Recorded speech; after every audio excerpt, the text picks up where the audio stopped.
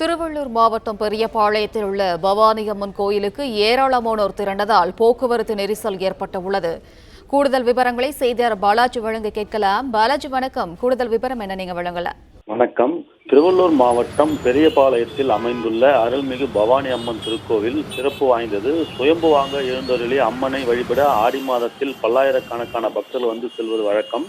ஆடி மாதம் முதல் வாரம் தொடங்கி 14 வாரங்கள் இந்த பெரியபாளையம் பவானி அம்மன் ஆலய விழா கோலாகலம் பூண்டிருக்கும். பொங்கல் பண்டிகை விடுமுறையின் இறுதி நாளான இன்று பெரியபாளையம் பவானி அம்மன் கோவிலில் ஏராளமான பக்தர்கள் திரண்டு சாமி தரிசனம் செய்தனர்.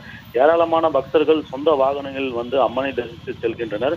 பொங்கல் விடுமுறை இறுதி தினம் என்பதால் பெரியபாளையம் பவானி அம்மன் ஆலயத்திற்கு பக்தர்கள் வருகையால் பெரியபாளையம் சுற்றுவட்டார பகுதிகளில் கடும் போக்குவரத்து நெரிசல் ஏற்பட்டுள்ளது. இதனால் கோவிலுக்கு வந்த பக்தர்கள் மட்டுமின்றி அவ்வழிய வாகனங்கள் சென்ற பொதுமக்களும் கடும் சிரமத்திற்கு உள்ளாகியுள்ளனர். பொதுமக்கள் வாகனங்கள் மட்டுமின்றி நோயாளிகளை ஏற்றிச் செல்லும் ஆம்புலன்ஸ் வாகனங்களும் போக்குவரத்து நெரிசல் சிக்கி தவித்து வருகின்றன. பெரியபாளையம் பகுதியில் புறவழிச்சாலை அமைக்க வேண்டும் என்ற கோரிக்கை நீண்ட காலமாக கிடப்பில் போடப்பட்டுள்ளதால் முக்கிய நாட்களில் கடும் போக்குவரத்து நெரிசல் ஏற்பட்டு வருகிறது.